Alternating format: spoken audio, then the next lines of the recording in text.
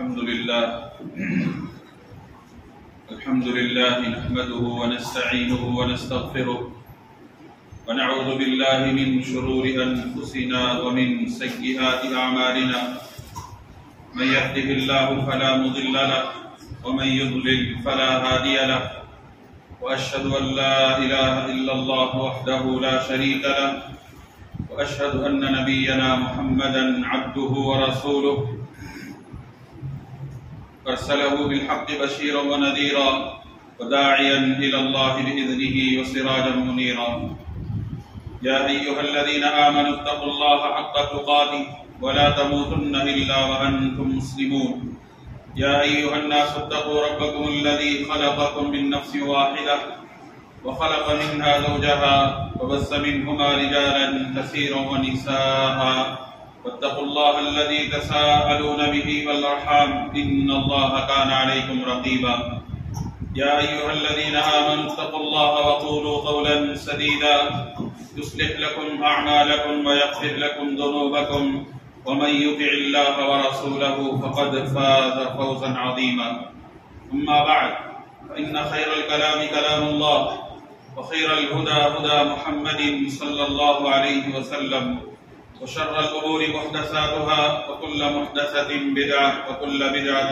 ضلالة وكل ضلالة في النار وأعوذ بالله السميع العليم من الشيطان الرجيم من همزه ونفخه ونفسه بسم الله الرحمن الرحيم قاف والقرآن المجيد بل عجبوا أن جاءهم منذر منهم فقال الكافرون هذا شيء عجيب أئذا متنا وكنا ترابا ذلك رجع بعيد قد علمنا ما تنقص الأرض منهم وعندنا كتاب حفيظ بل كذبوا بالحق لما جاءهم فهم في أمر مريض أفلم ينظروا إلى السماء فوقهم كيف بنيناها وزيناها وما لها من فروج والأرض مددناها وألقينا فيها رواسي وأنبتنا فيها من كل زوج بهيج تبصرة وذكرى لكل عبد منيب ونزلنا من السماء ماء مباركا أنبتنا به جنات وحب الحصيد والنخل باسقات لها طلع نضيد رزقا للعباد وأحيينا به بلدة ميتا كذلك الخروج. وقال الله عز وجل السابقون الأولون من المهاجرين والأنصار والذين اتبعوهم بإحسان رضي الله عنهم ورضوا عنه وأعد لهم جنات تجري تحتها الأنهار خالدين فيها أبدا ذلك الفوز العظيم. وقال رب اشرح لي صدري ويسر لي أمري واحلل عقدة من لساني يفقهوا قولي. برادران اسلام، پردہ نشین خواتین ملت، ہر طرح کی بڑائی، بزرگی، کبریائی، عز و شان، جل و جلال اسی اللہ وحدہ لا شریک لہ کے لیے لائق و زیبا ہے، جو ہم سب کا خالق اور مالک ہے، جس نے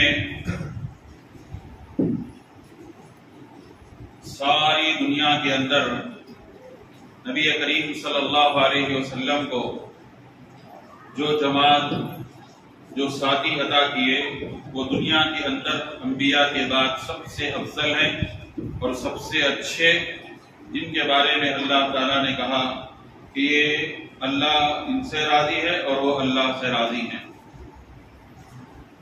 اس کے بعد بے شمار درود و سلام انبیاء علیہ السلام پر، خصوصاً نبی اکرم صلی اللہ علیہ وسلم کی ذات مبارکہ پر، جنہوں نے امت کو ایک ایسی جماعت فراہم کی جو قیامت تک آنے والی انسانیت کے لیے یہ جماعت ایسے کارنامے انجام دی جو نہ کبھی ماضی کے اندر ملیں گے اور نہ مستقبل میں ایسا کبھی ہوگا۔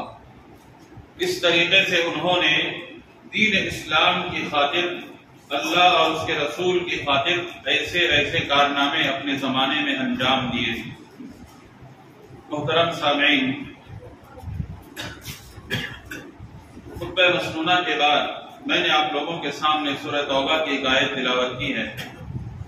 اس آیت کریمہ میں اللہ تبارک تعالیٰ نے یہی کہا السابقون الاولون من المہاجرین والانصار، سب سے پہلے سبقت کرنے والے انصار اور مہاجرین میں، دین اسلام میں اسلام لانے والوں میں مہاجرین اور انصار میں پہلے پہل کرنے والے، آگے بڑھنے والے وہ لوگ ہیں، اور ان کے ساتھ جو ان کی پیروی کی ہے والذین اتبعوہم بإحسان، نیکی کے راستے میں اللہ کے خاطر انہوں نے کیا کیا؟ صحابہ کرام کے پیچھے چلا انہوں نے، کہ ان کو دیکھ کر بعد میں ان کو ایمان لائے۔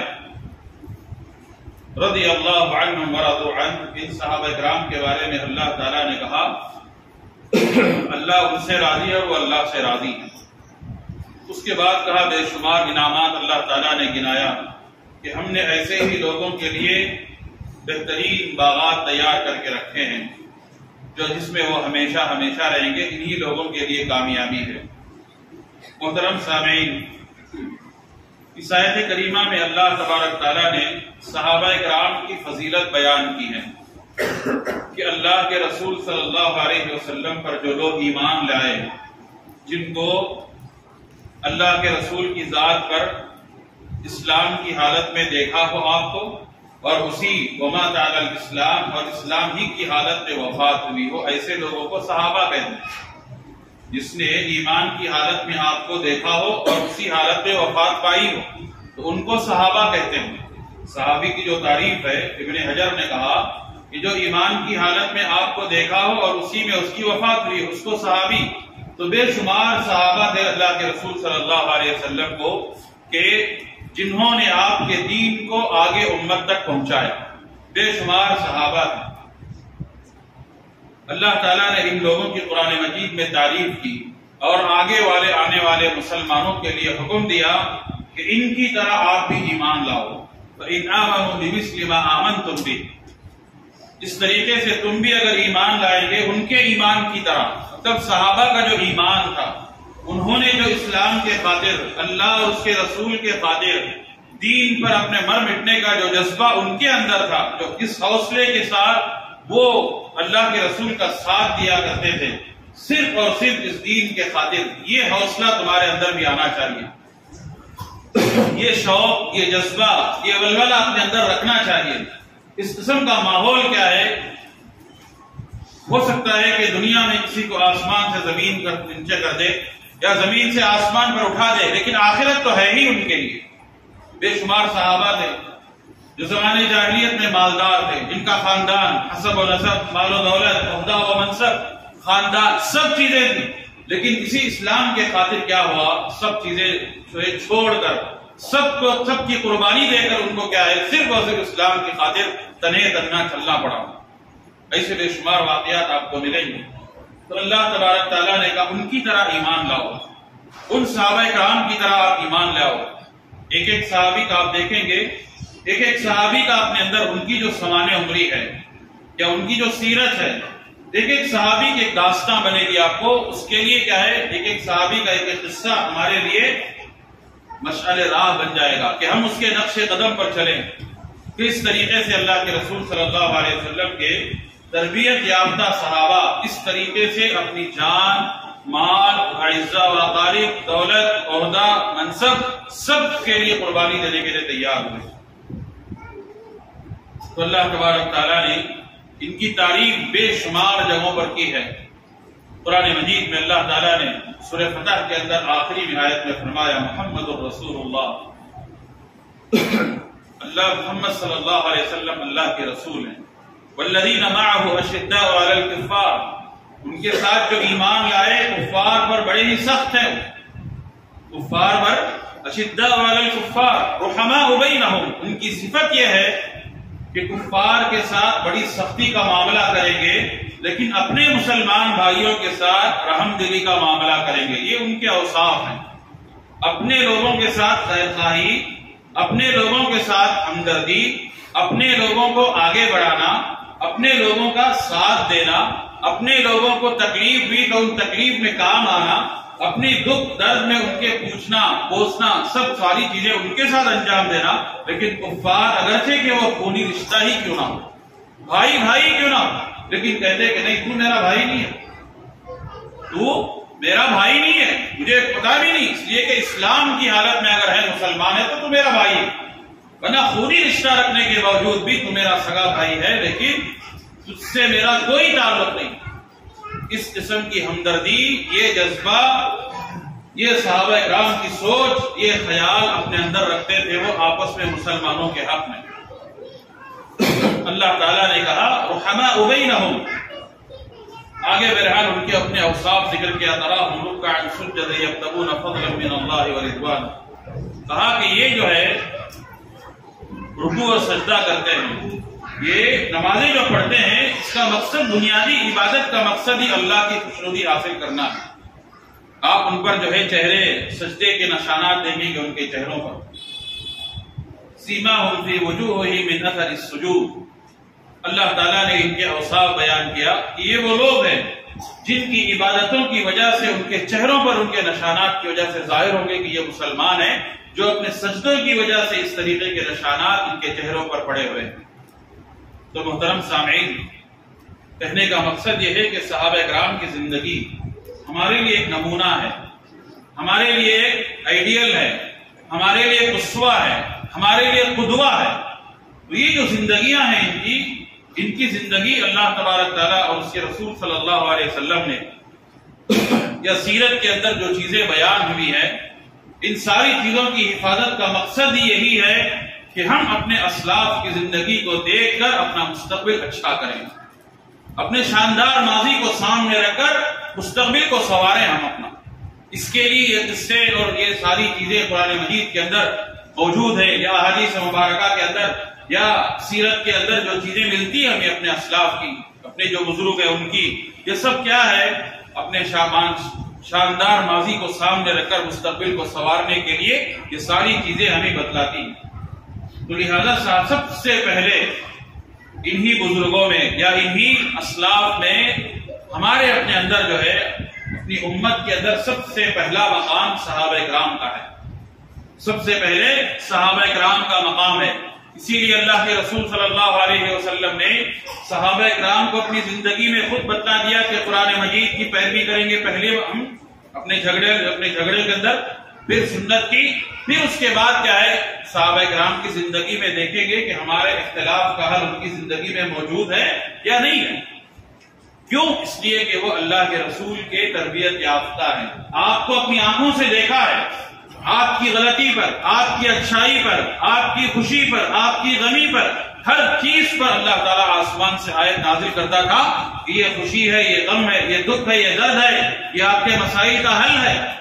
یہ اس زمانے میں موجود تھے، واقعے کا پس منظر ان کو معلوم ہے کہ کس حال میں یہ آیت اتری ہے، کس پس منظر میں یہ آیت اللہ تعالیٰ نے اتارا ہے، کس واقعے کے پیش نزول میں یہ آیت ہمارے پاس آئی ہے۔ ان سارے واقعات جب ان کو معلوم ہے تو لہذا قرآن و سنت کے بعد ہم کیا کریں گے؟ اپنے اسلاف کی زندگی کو دیکھیں گے تو ان اسلاف میں سب سے پہلا مقام صحابہ کرام رضوان اللہ علیہم اجمعین کا ہے۔ محترم سامعین، یہ صحابہ کرام کی زندگیاں اللہ کے رسول صلی اللہ علیہ وسلم نے خود مثال دیتے ہوئے کہا، جس طریقے سے آسمان میں جو تارے ہیں کس کا کام انجام دیتے ہیں، اسی طریقے سے میرے صحابہ اس امت کے اندر یہی کام انجام دیں گے۔ آسمان میں جو تارے ہیں روشنی کا کام دیتے ہیں، آپ کو حساب و کتاب معلوم ہوتا ہے، ساری چیزیں زیب و زینت کے لیے، اچھائی کے لیے، ہر چیز کے لیے جیسے اللہ تعالیٰ نے ان کو رکھا ہے، اسی طریقے سے میرے صحابہ یہی کام اپنی امت میں کریں گے کہ جن کی پیروی کر کے آپ سیدھے راستے پر قائم رہ سکتے ہیں، جن کی زندگیوں کو دیکھ کر ہم جو ہے اپنے اختلافی مسائل کا حل تلاش کر سکتے ہیں۔ یہ اللہ کے رسول صلی اللہ علیہ وسلم نے صحابہ کرام کے تعلق سے کہا اور ستاروں کے ذریعے سے مثال دی، کہا میرے صحابہ کا مقام وہی ہے۔ اسی لیے امام مالک رحمہ اللہ نے کہا تھا کہ بعد میں آنے والے جتنی ہماری امت ہے، اس امت کو اگر بھلائی چاہیے، خیر خواہی چاہیے، اللہ کے رسول کا دین چاہیے، تو ایسی صورت میں بعد میں آنے والوں کے لیے ضروری ہے کہ پچھلے والوں کی پیروی کرے۔ اس کی اللہ کے رسول کے زمانے میں جو لوگ تھے ان لوگوں کی پیروی کرے۔ یہ امت اس وقت تک خیر خواہی پر رہے گی، اچھائی پر رہے گی، نیکی کے راستے پر رہے گی، کب تک؟ جب تک کہ اپنے پچھلے والوں کی پیروی نہ کرے۔ پیروی کا مطلب کیا ہے کہ آپ اپنے صحابہ کرام کی زندگی کے طریقے نقش قدم پر چلیں گے نہیں، اس لیے کہ ان کا اصول اللہ کے رسول کا بتلایا ہوا طریقہ ہے۔ ان کے سارے طور طریقے، مسائل، احکام سب کے سب اللہ کے رسول سے لیے گئے ہیں صلی اللہ علیہ وسلم. تو ہم کو ضروری ہے کہ ہم ان کی پیروی کریں. تو اس طریقے سے ہم اپنی زندگیوں میں صحابہ کرام رضوان اللہ علیہم اجمعین کی زندگیاں جس طریقے سے کارنامے گزرے تو ان کو یاد رکھنا چاہیے. انہی صحابیوں میں بہت سارے صحابی موجود ہیں. تو میں آج مختصر وقت میں ایک صحابی کا واقعہ آپ کے سامنے رکھوں گا. مصعب بن عمیر رضی اللہ تعالیٰ عنہ. مصعب بن عمیر رضی اللہ تعالیٰ عنہ بہت ہی مالدار صحابی تھے. یہ ان کا خاندان اصل میں بہت مالدار تھا، بہت ہی ناز و نخرے سے پلے تھے. کوئی دولت، کوئی عہدہ و منصب، کسی قسم کی فکر نہیں ہے. دنیا ان کے پیروں تلے تھی. ایسا لباس پہنتے تھے، ایسی خوشبو کا استعمال کرتے تھے، ایسا رہن سہن تھا کہ جس گلی سے وہ گزرتے ہیں سارا مکہ خوشبودار ہو جاتا ہے. معلوم ہوتا ہے کہ یہاں سے مصعب بن عمیر کا گزر ہوا ہے. یہ اتنے بڑے مالدار تھے، بہت ہی مکہ کے اندر مشہور خاندان تھا ان کا. مال و دولت کے اندر، پیسے کے اندر، عہدہ و منصب کے اندر سب کچھ تھا. یہ صحابی جو ہے اپنی جوانی کے اندر اسلام قبول کرتے ہیں. اللہ کے رسول صلی اللہ علیہ وسلم کے بارے میں لوگوں سے سنتے ہیں کہ ایک نبی آیا ہے، فلاں فلاں ایسی باتیں ہیں. تو ایک مرتبہ یہ بھی دار ارقم میں جاتے ہیں، ارقم بن ابی ارقم کے گھر میں. تو دیکھتے ہیں کہ وہاں اس طریقے سے یہ لوگ جمع ہوتے ہیں. دیکھا ایک مرتبہ یہ بھی چلے گئے. تو ایک مرتبہ جانے کے بعد سارا طور طریقہ دیکھا تو بہت اچھا لگا ان کو، اور اللہ تعالیٰ نے ہدایت کا راستہ ان کے لیے کھولا. تو واپس آنے کے بعد کچھ اور فکر کے بعد اسلام کے بارے میں جانکاری حاصل کی. تو اس کے بعد ایمان لائے مصعب بن عمیر رضی اللہ تعالیٰ عنہ. جیسے ہی ایمان لایا اس کے بعد ہوا یہ کہ جس جو ماضی کی زندگی تھی، شاہانہ زندگی، ان کا رہن سہن شہزادہ، تربیت ایسی تھی، مال و دولت کی فراوانی ایسی، سب کچھ یہ تھا، موجود تھا. کوئی کسی قسم کی فکر نہ تھی ان کو. لیکن جیسے ہی اسلام قبول کیا گھر سے باہر کر دیا ان کے گھر والوں نے. مصعب بن عمیر رضی اللہ تعالیٰ عنہ کو گھر کے باہر کر دیا. ان کو کپڑا کوئی چیز نہیں، صرف تنے تنہا باہر چلے جائیں. کہاں نکل گئے باہر، صرف اور صرف اسلام کے خاطر. ماں نے بلا کر سمجھایا، کہا کہ ماں بے شمار مرتبہ ان کو بلا کر سمجھایا کہ میں تیرے دین کو قبول نہیں کرتی، اچھا دین نہیں ہے. کہا کہ کوئی بات نہیں، میں اللہ اس کے رسول پر ایمان لایا ہوں، میں اسی پر قائم رہوں گا، اور یہ آگے چل کے آپ کو معلوم ہوگا کہ اس کی کیا کیا اچھائیاں ہیں. تو بہرحال ماں بیٹے میں گفتگو بہت مرتبہ ہوئی، لیکن اس کے باوجود بھی انہوں نے کہا کہ نہیں، میں اب جس دین پر آیا ہوں اسی دین پر قائم رہوں گا. تو ماں نے کہا جس دولت کے ساتھ تم چلتے پھرتے، اٹھنا بیٹھنا جینا سب چلنا تھا، وہ دولت اب تمہارے لیے ہمارے گھر کے دروازے بند ہیں. ایسا ہے، دیکھیے دین اسلام قبول کرنا ایک بہت بڑا جرم ہے. اس کے لیے کون تکلیف دے رہے ہیں؟ ماں باپ، گھر والے تکلیف دے رہے ایک صحابی رسول کو. آج ہم اتنی فراوانی کے ساتھ، اچھائی کے ساتھ، اللہ تعالیٰ کھانا پینا، رہن سہن، چلنا پھرنا سب کچھ دے رہا ہے، لیکن ہم کیا ہے، اس طریقے کا ایمان نہیں ہے، اس طریقے کا ہمارے اندر یقین نہیں ہے، اس طریقے کا اعتماد نہیں ہے جو اللہ تعالیٰ نے قرآن مجید میں ذکر کیا. فَإِنْ آمَنُوا بِمِثْلِ مَا آمَنْتُمْ. اس طریقے پر ایمان لاؤ جیسے صحابہ نے لایا تھا. کیا صحابہ؟ یہی صحابہ کہ جو دین کے خاطر اپنے ماں باپ کو چھوڑنے کے لیے تیار ہیں، دولت کو چھوڑنے کے لیے تیار ہیں. آج کوئی چھوڑنے کے لیے تیار ہے دولت کو؟ ہاں، کوئی نہیں چھوڑے گا. دین چھوڑ دے گا اپنا. نام ہمارا عبداللہ عبد الرحمان ہے، لیکن دولت نہیں چھوٹنی چاہیے. چاہے وہ دولت ہماری کیسے بھی ملے، ہم کو بٹورنے کے لیے تیار ہیں. آج حرام حلال، جائز ناجائز، اچھا برا، صحیح غلط، کوئی بھی طریقہ کیوں نہ ہو، لیکن دولت آنا چاہیے ہم کو، کیسے بھی آئے. لیکن یہاں دیکھیے صحابہ جو آبا و اجداد سے مال و دولت کے مالک تھے، لیکن اسلام لانے کے بعد انہوں نے کہا کہ کوئی بات نہیں، میں سب کچھ چھوڑنے کے لیے تیار ہوں، لیکن یہ دین نہیں چھوڑوں گا اپنا. کیا ہے آج دیکھیے، یہی فرق ہے ہم میں اور ان میں، یہی فرق ہے ہم میں اور ان میں. اللہ تعالیٰ نے اسی لیے کہا کہ ان کی طرح ایمان لاؤ. یہ ایک واقعہ میں آپ کے سامنے رکھ رہا ہوں، ابھی بہت لمبی داستان ہے ان کی. تو کیسے رہے، دیکھیے کیا جذبہ ہے. ابھی نوجوانی کی عمر ہے، لگ بھگ رہے گا تقریباً 20 یا 22-23 سال رہے گی عمر. اس عمر میں جوانی، شوق، جذبہ، خون گرم ہے، سب کچھ ہے، لیکن اس کے باوجود اسلام لانے کے بعد دیکھیے اپنی پوری پچھلی زندگی کو قربان کرنے کے لیے تیار ہے. کہا کوئی بات نہیں، نہ عزت کی، نہ کپڑوں کی، نہ دولت کی، نہ عہدے کی، نہ خاندان، کسی کی ضرورت نہیں چاہیے.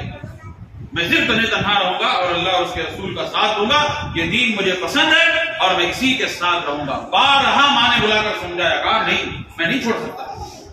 اور یہاں تک کہ جب خاندان والے تکلیف دینا شروع ہو گئے تو ایسی صورت میں پہلی مرتبہ جب لوگوں نے ہجرت کی حبشہ کی طرف، تو ایسی صورت میں انہوں نے بھی حبشہ کی طرف ہجرت کی. مصعب بن عمیر رضی اللہ تعالیٰ عنہ جس شاہانہ زندگی کے ساتھ گزارے تھے، حبشہ میں دیکھ کر پریشان ہو گئے. کہا مصعب کس حالت میں تم آئے یہاں پر؟ پریشان ہو گئے لوگ دیکھ کر کہ تمہاری یہ حالت ہے، جن کا خاندان، جن کا چرچا، جن کا عہدہ، جن کا منصب مشہور ہے پورے مکہ میں، عربوں میں، لیکن تمہاری یہ حالت ہے. ہاں میری حالت. تو بہرحال حبشہ کی طرف گئے صرف اور صرف اسلام کے خاطر عمل کرنے کے لیے. جن صحابہ نے ہجرت کی تھی ان کے ساتھ وہ بھی گئے. کچھ دن رہنے کے بعد دوبارہ مکہ واپس لوٹ کر آتے ہیں. کچھ دن گزرنے کے بعد معلوم ہوتا ہے کہ مکہ کے حالات سدھر گئے. مسلمانوں کے لیے مکہ سازگار ماحول پیدا ہوا ہے، یہاں اب کوئی تکلیف مسلمانوں کو نہیں ہے. تو لہٰذا مصعب بن عمیر دوبارہ واپس لوٹ کر آتے. تو بہرحال مصعب بن عمیر لوٹ کر آنے کے بعد معلوم ہوتا ہے کہ حالات پھر وہی ہے یہاں پر. تو اللہ کے رسول صلی اللہ علیہ وسلم کے ساتھ رہتے ہیں. اسی مشقتیں، تکلیفیں، اذیتیں، انہی سارے کے تلے اپنی پوری زندگی گزر بسر ہوتی ہے. جب مدینے والے اللہ کے رسول کے پاس آتے ہیں خبر سن کر کہ ہمارے ایسا معاملہ ہے، اسلام ہے، دین ہے فلاں، تو حج کے موقع پہ جب آتے ہیں تو ان لوگوں نے مطالبہ کیا کہ آپ ہمارے ساتھ ہمارے شہر میں ایک ایسے مبلغ اور داعی کو بھیجیے جو آپ کی دعوت پہنچائے، اسلام کی دعوت مدینے میں عام کرے. ایسا ایک مبلغ آپ بھیجیے ہم کو، دعوت و تبلیغ کرنے والا، اسلام کی بات پہنچانے والا، سمجھانے والا کہ دین کیا ہے، اللہ کون ہے، رسول کیا ہے، قرآن، یہ سب ساری چیزوں کو سمجھانے کے لیے ہمیں کسی آدمی کو بھیجیا.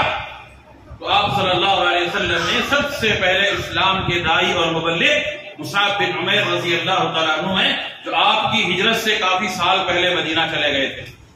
مدینہ میں جا کر وہاں رہنے لگے، وہاں اسعد بن زرارہ کے پاس رہنے لگے. تو وہاں جب انہوں نے مدینہ ماحول دیکھا تو اسی صورت میں شروع میں وہ بھی قبول کرنے کے لیے تیار نہیں تھے. تو بہرحال دھیرے دھیرے پہنچتی دعوت. ہر ایک آدمی یہی سوچتا تھا کہ اب اس آدمی سے ملنا نہیں ہے، یہاں مدینے کے اندر ایک نئے آدمی کے آنے کا مقصد کیا ہے اس کا. تو ہر آدمی یہی سوچتا تھا کہ اس کی بات مانیں گے نہیں، اس کو دربدر کر دیں گے، اپنے شہر سے بھگائیں گے. ہر آدمی یہی سوچ کر ملتا. لیکن مصعب بن عمیر رضی اللہ تعالیٰ سب سے پہلے تسلی دیتے کہ دیکھیے میری بات اگر صحیح لگی تو آپ قبول کر لیں، نہیں لگی تو میں خود چلا جاؤں. ہر ایک کو یہی انداز سے دعوت دیتے. بڑے بڑے سرداروں کو دعوت دیا. اس کے بعد جو ہے ہوتا یہ ہوا، بنی اشہل ایک خاندان تھا مدینے کے اندر. تو اسی صورت میں اس خاندان کے جو بڑے تھے سعد بن معاذ، وہ کسی باغ میں بیٹھے ہوئے تھے. تو دور سے دیکھ لیا کہ یہ اسد بن زرارہ اور اسید بن حضیر کے ساتھ آ رہے. تو کہا کہ اس آدمی کو چھوڑوں گا نہیں ہم نے. تو بہرحال بہت ساری تکرار کے بعد سعد بن معاذ سے جب گفتگو ہوئی تو انہوں نے بھی کہا کہ تمہارے یہاں رہنے کا مقصد کیا ہے، یہاں سے چلے جاؤ، یہ تمہارا نہیں ہے شہر. کہا کہ میرا نہیں ہے، لیکن میں ایک مہمان بن کر آیا ہوں یہاں پر، میں رہنا چاہتا ہوں، میری بات دیکھیے سنیے آپ، اگر اچھی لگی تو قبول کیجئے، نہیں تو چھوڑ دیجئے. اس لیے کہ یہ مدینے میں بڑا پاورفل خاندان تھا بنو اشہل. اس میں سے ایک جو بڑے بڑے حکمران تھے، اصل حکمران سعد بن معاذ تھے، اور ساتھ میں اسعد بن زرارہ بھی، اسید بن حضیر بھی تھے. تو یہ سعد بن معاذ کو ایمان میں داخل کرنا بڑی خواہش تھی ان لوگوں کی. تو جب ان کے سامنے مصعب بن عمیر رضی اللہ تعالیٰ عنہ گئے تو انہوں نے کہا کسی کوئی بات مجھے مت سنا، میں قبول کرنے کے لیے تیار نہیں ہوں. آپ ایک مرتبہ سن لیجئے میری بات، اگر اچھی لگے تو قبول ہے، نہیں تو میں خود چلا جاتا ہوں، مجھے بھیج دیجیے. تو بہرحال دین اسلام کی جیسے ہی دعوت پیش کی تو ان کو جو ہے اللہ تعالیٰ نے ان کے دل کو کھول دیا. کہا بات تو بہت اچھی ہے ان کی، ایک الگ ہی پیغام دے رہی ہے. ہم نے تو عربی زبان جانتے ہیں، لیکن یہ عربی لہجہ جو ہے قرآن مجید کا بہت ہی بااثر تھا ان کے لیے. کہا کہ میں جادوگروں کو، کاہنوں کو، سب کو دیکھا ہوں، لیکن اس طرز سے جو انہوں نے سنا پڑھا یہ بہت ہی عجیب انداز ہے، اور اس میں جو معنی ہے، اس کا جو مطلب ہے، اس کا جو مفہوم ہے بہت ہی اچھا ہے. تو بہرحال دھیرے دھیرے ہوتے ہوتے سارے لوگ اسلام میں قبول داخل ہوئے. تو اس طریقے سے مصعب بن عمیر رضی اللہ تعالیٰ عنہ جب مکہ چھوڑ کر مدینہ تبلیغ کی حیثیت سے گئے، وہاں ایک آدمی بھی نہیں تھا. یکا دکا کچھ لوگ تھے گنے چنے چھپے چھپے رات میں تنہائی میں کرتے تھے عبادت.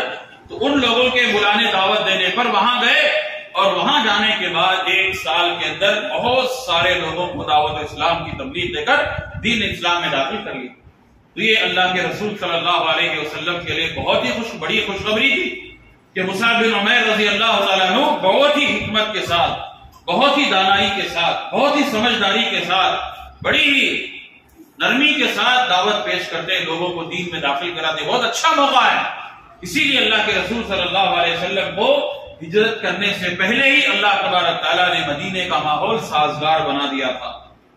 مدینے کا ماحول سازگار بن گیا تھا. اب یہاں کوئی پریشانی نہیں رہے گی آپ کو. تو اس طریقے سے مصعب بن عمیر جن کے پاس اتنی سب کچھ دولت ہونے کے باوجود کپڑا میسر نہیں ہے پہننے کے لیے. معلوم آپ کو آگے چل کر کپڑا میسر نہیں ہے. ہجرت کرتے ہیں، واپس آتے ہیں، کھلا کھلا ایک ہی کپڑے میں زندگی گزارتے ہیں اپنی.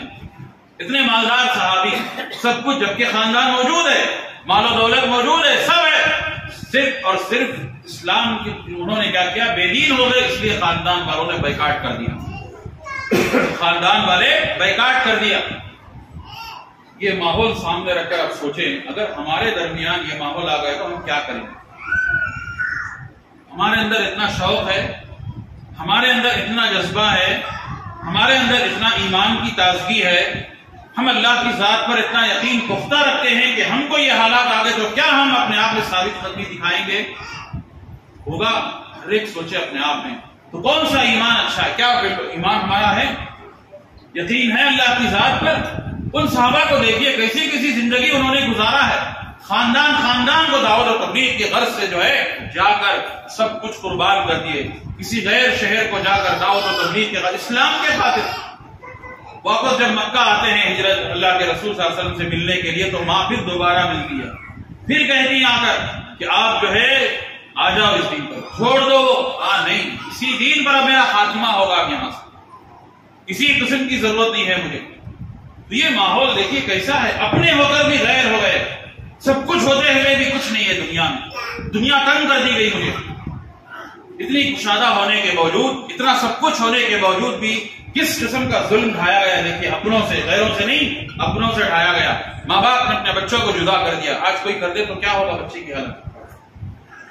آج ماں باپ کے اندر بھی اتنی ہمت ہے نہیں ہے. یہ جذبہ، یہ شوق، یہ یقین، یہ ایمان ہم پر، ہمارے پاس نہیں ہے. اسی لیے اللہ تعالیٰ بار بار کہتا ہے کہ ان صحابہ کی طرح ایمان لاؤ، ان صحابہ کی طرح اپنے رسول اور اللہ کو چاہنے کی کوشش کرو. ان کی جو محبت تھی اللہ اور اس کے رسول کے ساتھ، ویسی محبت اپنے اندر پیدا کرو. یہ اسی لیے صحابہ کرام کے بارے میں اللہ تعالیٰ نے گارنٹی دیا، وعدے کیا. ان کو کہا کہ یہ انصاف پسند لوگ ہیں، یہ حق پسند لوگ ہیں جن کے بارے میں ابھی جنت کی گارنٹی میں دیتا ہوں. تو یہ مصعب بن عمیر رضی اللہ تعالیٰ عنہ تھے. مدینے میں تبلیغ کی غرض سے گئے تھے. اللہ کے رسول کے جانے سے پہلے ہی تبلیغ کے غرض سے مدینہ پہنچ کر سارے مدینے والوں کو اسلام میں داخل کرائے تھے. یہ سب سے پہلے مبلغ ہیں مصعب بن عمیر رضی اللہ تعالیٰ عنہ. بہت ہی بڑے صحابی ہیں، بہت ہی دین کے خاطر انہوں نے بے شمار کارنامے انجام دیے. ہجرت کر کے گئے تو اللہ کے رسول صلی اللہ علیہ وسلم کے ساتھ بہت ہی خوش نصیب تھے، بہت ہی اللہ کے رسول کو چاہتے تھے. جب اللہ کے رسول صلی اللہ علیہ وسلم نے انصار اور مہاجرین میں بھائی چارگی کرائی تو مصعب بن عمیر کے ساتھ ایک مہاجر بھائی کو بھی کہا کہ آپ انصار کہا یہ بھی ایک بھائی ہیں آپ. تو اس طریقے سے خود محنت کرتے، خود کماتے، خود اپنی طرف سے، لیکن دین کے خاطر ہر چیز کو چھوڑنے کے لیے تیار، اپنی خواہشات کو، اپنے مال و دولت کو، سب کچھ چھوڑنے کے لیے تیار. اللہ کے رسول کے ساتھ جنگ بدر میں شریک ہوئے، جنگ احد میں بھی شریک ہوئے. اس کے بعد ان کا انتقال ہوتا ہے. جب انتقال ہوتا ہے مصعب بن عمیر کا، کپڑا اتنا بھی نہیں رہتا کہ پورا کا جسم ڈھانپ سکے. مصعب بن عمیر رضی اللہ تعالیٰ عنہ کا جب انتقال ہوتا ہے، وقت نہیں ہے، بہت ہی مختصر میں آپ کو بتا رہا ہوں ورنہ بہت لمبی تاریخ ہے کی. مصعب بن عمیر رضی اللہ تعالیٰ عنہ کا ایسا وقت آتا ہے بیماری کی حالت میں جب اللہ کے رسول صلی اللہ علیہ وسلم بارہا ان کی جو ہے تیمارداری کے لیے آتے، دیکھتے، سب کچھ ہوتا ہے. لیکن جب انتقال ہوتا ہے تو کفن بھی اتنا میسر نہیں ہوتا کہ ان کے پورے جسم کو ڈھانپ دیا جائے.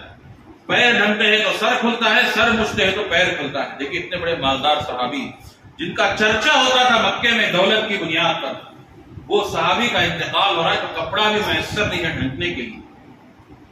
کیسا ہے یہ؟ یہاں کپڑا نہیں ہے، یہاں ہر روز نیا کپڑا چاہیے ہمیں. ہر شادی کے لیے نیا کپڑا، ہر دعوت کے لیے نیا کپڑا، پھر بھی کہتے ہیں کہ ہمارے پاس پیسہ نہیں ہے، دولت نہیں ہے، فلاں نہیں ہے، پھر ناشکری اللہ کے ہمیں۔ یہ سلسلہ ہمارا ہے۔ اور صحابہ کرام کی زندگی دیکھیے کیسی، دولت ہوتے ہوئے بھی دولت کو کہا نہیں، دولت نہیں چاہیے، یہ ان کی زندگی ہے اور آج یہ ہماری زندگی ہے۔ یہاں کیا ہے، اللہ تعالیٰ تھوڑی سی تکلیف ڈال دے ہم پر، تھوڑی سی پریشانی آ جائے تو ایسی صورت میں ہم کیا کریں، دین کو بھی چھوڑ دیں گے۔ سب دین چھوڑیں گے کیسے؟ ایسے چھوڑیں گے نہیں، مرتد ہی ہو جائیں گے، بلکہ کیا کریں گے، حرام راستے اپنانے کی کوشش کریں گے۔